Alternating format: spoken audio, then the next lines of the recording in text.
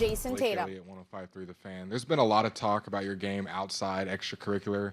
How good or how difficult is it to kind of block all that out and just be on the court and just kind of play your game? It's a learned experience. Over time, you learn how to deal with all the extra noise and attention, whether it's positive or not so positive. And, I'm a fair, smart person. I know when I'm doing things at a high level. I know when I need to do certain things better. So I'm not like oblivious to what's going on, but at the same time, just keeping the main thing, and focusing on trying to win the next game. That's what's most important at this time. Hi, Jayson. Joey Mastretto with Clutch Points. I wanted to ask just about Kyrie, and he's a great player. He's had some struggles in the series. What do you think you guys are doing well against him, and do you think he's just missing open shots?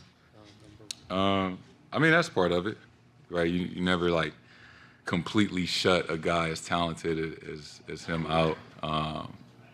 And you've heard it a million times. With great players, you just try to make things difficult, show them different coverages, just want to make them work for everything.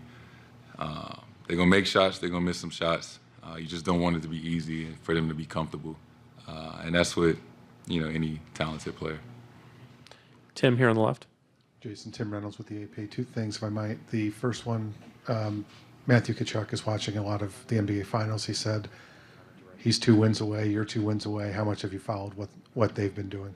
Yeah, I'm a big Matthew fan, right? People know that we went to school together. And I actually watched him win last night, trying to learn and understand the rules in the game of hockey more and more. But, I got to watch the game last night and they won. So, like I said, I'm extremely happy for him and his family, and hopefully they win it all. The other thing, it's only 2 games in the finals, and like the first question alluded to, there's all this talk about your shooting numbers. How much would that have bothered you when you were younger? Because you're up 2-0 and you're averaging pretty close to a triple-double. I know it's just 2 games, but it's not like you're playing poorly. How much does the fixation on just one number, how much does that bother you, and how much have you learned to just not worry about that stuff so much? Yeah, I think being in the finals 2 years ago has helped. Has helped me in this moment. And like I said, I understand that I do need to be more efficient. I do need to shoot the ball better. I would not disagree with anybody on that. But, I'm not letting it bother me, right? I'm still trying to find ways to impact the game and dominate the game in other areas. And I understand that it could take one game. One game I could explode and, all those, the percentage and things like that could change. So it's just that mindset of, I'm one game away or whatever that means. But like I said the other day, I know what it's like to be in this position and lose. And, just this time around trying to do any and everything possible to have a different outcome. So yes, I know I need to shoot the ball better, and I plan on it, but not letting that affect everything else that I need to do on the court to help us win. Sam, standing over on the left. Sam Amick, The Athletic. Jayson, your coach just had a fascinating discussion with this gentleman in the front row from Brazil, essentially comparing you to Neymar and the idea that superstars get scrutiny and he thinks a lot of it is unfair.